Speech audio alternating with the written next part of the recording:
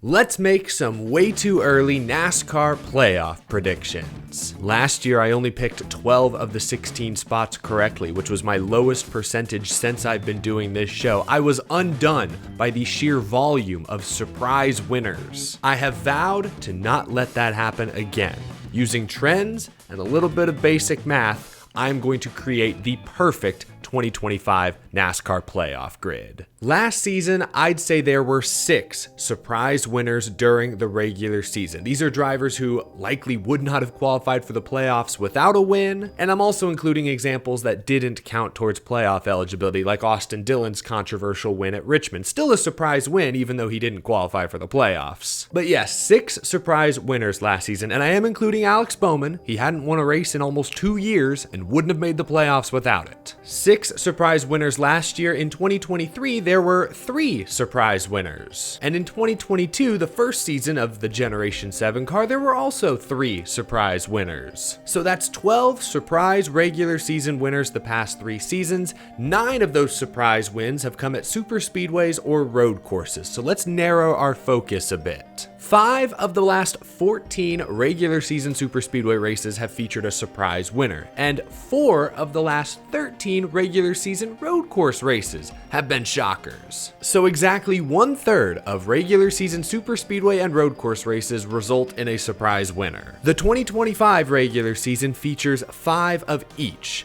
So 1/3 of 10 is roughly 3.3. Let's round that down to 3. We can expect 3 surprise winners this season. Last season, we saw consistent drivers like Ross Chastain, Chris Buescher, Bubba Wallace get knocked out. Assuming NASCAR continues the win and you're in 2025, I think we can expect a similar trend this season.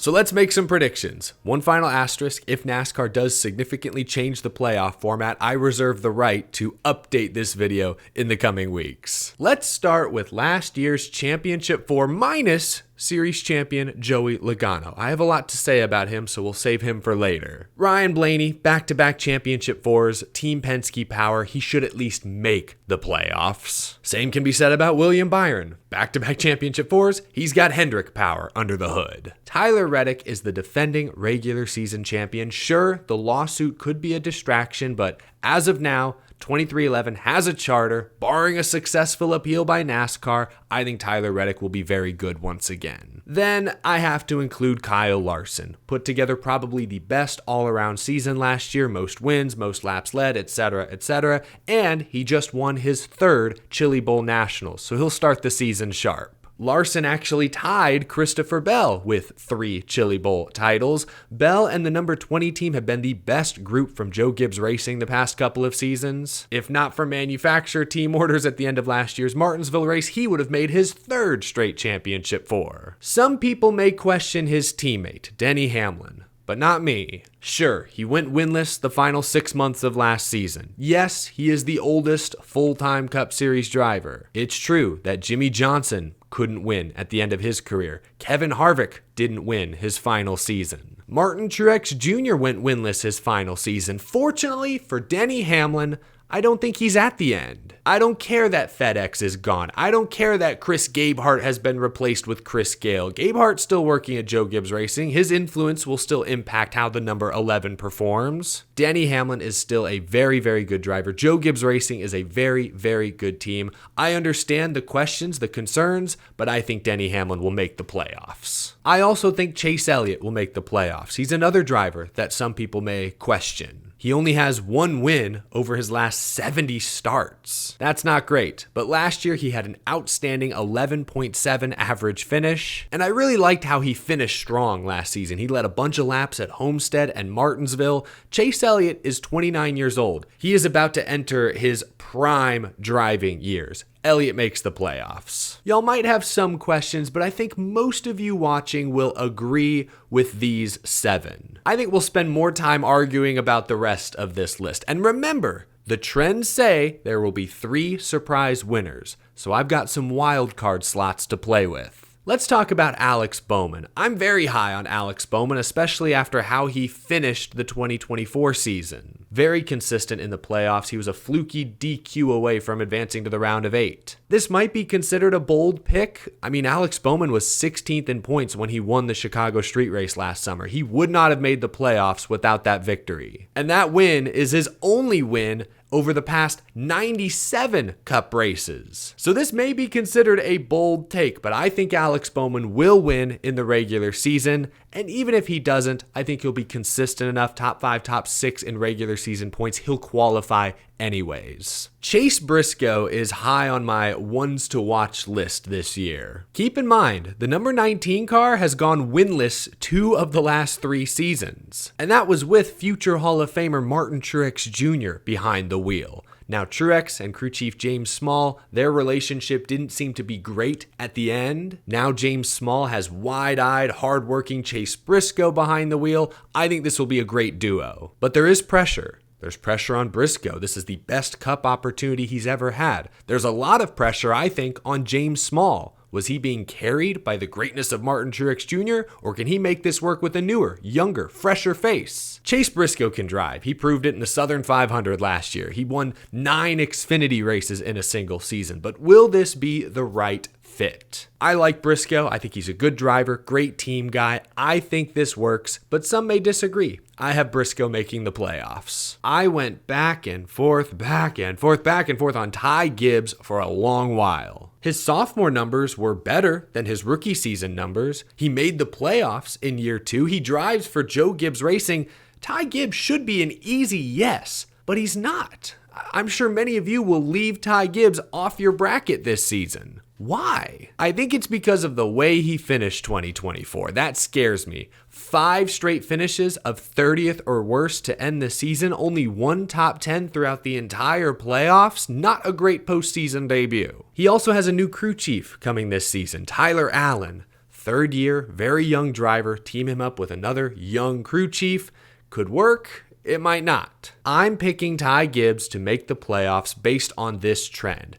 William Byron won his first Cup race in year 3. Chase Elliott won his first Cup race in year 3. Kyle Larson won his first Cup race in year 3. Ty Gibbs entering year 3 with a good team. I think he gets his first Cup Series win this season. Ty Gibbs will make the playoffs. All right, let's make our first surprise win pick. I think this will be a popular surprise winner pick. Shane Van Gisbergen. Coda, Mexico City, Sonoma, Chicago, and Watkins Glen are all regular season races this year. Win and you're in, baby. All SVG has to do is win one of those. He was probably the fastest guy at Chicago once again this past summer before he got taken out in wet weather conditions. Mexico City is new to pretty much everyone in the field. I expect SVG to pick it up quickly like he did Chicago in 2023. Trackhouse will give him good equipment. Look, Shane Van Gisbergen is going to struggle at the ovals. He's going to run 25th to 30th at every intermediate, every short track. He'll be fine on super speedways, I'm sure, but he won't be competitive much of anywhere else. But on the road courses, he could dominate. And he just needs to win 1 out of 5. I like those odds. SVG makes the playoffs. And so will his Trackhouse teammate Ross Chastain. I think that win late in the season at Kansas Speedway did a ton for this team's confidence, holding off Kyle Busch in the closing laps. I think the speed was better than the results showed for Ross Chastain most of last year. I can think of 2 examples off the top of my head where he was racing for a top 5 spot and crashed. Texas, I think he was running 2nd on the last lap, if I recall, and Nashville, he got taken out in one of those overtimes. I'm not saying Chastain had a great season last year. No, they need to be better this year, but I think they will be. I like Ross Chastain to win at least 1 regular season race. Was really good at some of the intermediates last year. I like Chastain getting back in the playoffs in 2025. Okay, it's been a minute since we mentioned a Ford. How about Chris Buescher? Chris Buescher has won every single year since the next-gen car was introduced. Of course, 2023 with those 3 wins over the summer, that was his breakout moment. But 2024 got that win at Watkins Glen and was oh so close to winning early in the year at Kansas. Darlington had a great shot. Things did not go his way. RFK Racing has added a third car. They've also added a major new sponsor in Kroger. RFK, I think, is still slowly but surely trending up. Both Buescher and his teammate Brad got wins last season. I like Chris Buescher to bounce back this season and make the playoffs. Sticking with Ford, I've kept y'all in suspense long enough. Joey Logano, the defending series champion, will make the 2025 playoffs. Let's be honest, there are several valid reasons to leave Joey Logano off your playoff bracket this season. Logano missed the playoffs in 2017. He wouldn't have made the playoffs last season if the Nashville race didn't go to 5 overtimes. And 2025, it's an odd-numbered year. Gotta throw that in there. There are plenty of good reasons to doubt Joey Logano. I get it, but I would argue there are still more reasons to believe in Joey Logano. First and foremost, under this format, he's a 3-time Cup Series champion. He understands what it takes, when to show up. He also has Paul Wolfe in his corner, 3-time Cup crew chief with 2 different drivers. He gets it. Team Penske, between the Logano championships, they also won a title with Blaney. They know what's up. And Logano, say what you will about his regular season last year, he won 3 of the final 10 races. He was good in the playoffs, especially when it mattered most. It's hard to predict how Team Penske will fire off to start 2025, but looking at Joey's whole career, looking at how he finished 2024, it would be extremely bold to say Joey Logano misses the playoffs this year. I think he gets in. Oh geez, that was quick. Only 2 spots left, and the trends say I still need 2 more surprise winner picks. How does Michael McDowell sound? The 2021 Daytona 500 champion continued his super speedway dominance last season. He won 5 pole awards. 5 super speedway poles in a row. Yes, he's with a different team now, Spire. Yes, he's with a different manufacturer, Chevrolet, but he also has the same crew chief, Travis Peterson. And some people are saying that Spire is now a mini Hendrick. My guess is this team will still have some work to do at the intermediates, the short ovals, but we know Michael McDowell is a world-class road course racer, and his recent super speedway success speaks for itself. He led 167 laps across the 6 super speedway races last year. That's an average of 29 laps led per super speedway race. That's ridiculous. Good cars make a difference, sure, but McDowell has proven he is a good super speedway racer. He was one wrong move away from potentially winning Talladega in the spring. Road course, super speedway, pick your poison. I think Michael McDowell gets Spire Motorsports into the playoffs. One more spot. I've been saying it all offseason, but the battle from 10th, 12th through 25th is extremely tight, extremely competitive. I'm going to have to leave some good drivers and good teams off of my list. Like Kyle Busch. I think Kyle Busch is really, really, really good, but it's obvious at this point that the next-gen car does not suit his hang it out, drive it loose driving style. If this was the old car, then sure, Kyle Busch maybe could drag Richard Childress Racing into the playoffs, get them a couple more wins. But RCR was nowhere near the top of their game last season, and I'm not convinced the personnel moves they've made recently are going to make a huge difference. I hope I'm wrong, because the NASCAR playoffs are better with Kyle Busch in them. But right now, I don't think he's being given the resources to get the job done. I have another past champion missing out. That's Brad Keselowski. And this one may be a hot take because he did break through to get his first win as a driver owner. But that win came this year at Darlington, a race that his teammate was probably going to win if Tyler Reddick doesn't try to slide him. Keselowski's a great driver. I think RFK is on the up and up, but there are so many other teams in that same zone that are on the up and up.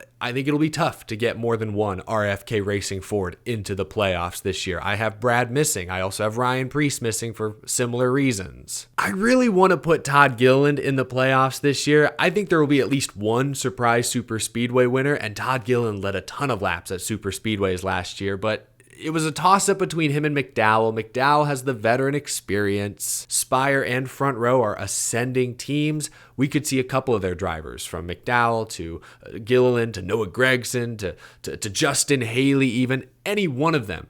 Zane Smith could win a super speedway race and make the playoffs. I would not be shocked in the slightest. Carson Hocevar, I'm sure Carson will be a popular surprise win pick, but He led 16 laps all of last season. Maybe Spire makes a huge jump. I'm picturing more baby steps. Hocevar may score a few more top 5s, hopefully some more top 10s, but to pick him to win as a sophomore, I'm not ready to go there just yet. All right, enough beating around the bush. My final, way too early 2025 NASCAR Cup Series playoff prediction is that AJ Allmendinger will win a road course race and make it back to the Cup Series playoffs. He's back. 2-time Cup Series road course winner again. 5 road races on the regular season schedule. SVG is going to get at least one. I would not be shocked if AJ gets another. Take out last year's Chicago street race. AJ Allmendinger has finished 6th or better in 5 of the last 6 Cup road races. He's led 65 laps in that span. Look, Kaulig does not have the resources of the top teams, but they have made some significant personnel changes. They've added a technical director from Stuart Haas, a crew chief from Richard Childress Racing. Remember, they signed Ty Norris from Trackhouse to help build the business side of the team. This is what he does. He takes mid-sized teams and makes them more competitive over time. The only way AJ Allmendinger makes the playoffs is via a win, likely on a road course. Fortunately, he's got 5 shots to do it this year. I like those odds. AJ Allmendinger is my final surprise win pick. One big name